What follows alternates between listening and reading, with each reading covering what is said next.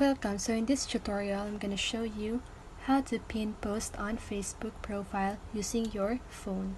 So if you're using iOS or Android, you can follow these simple steps. So first, you want to open your Facebook app and then log in your account. After that, go to your profile. Then after that, you want to scroll down until you see the post that you want to pin. So for example, there's one.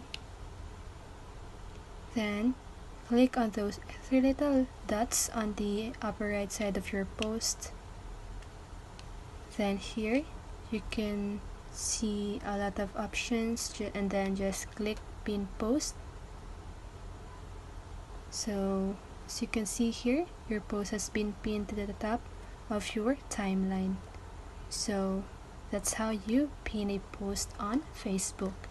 That's it, and I hope this video helps you. And if you did, make sure to like, subscribe, and hit the notification so you won't miss a video. See you on the next one and have a great day.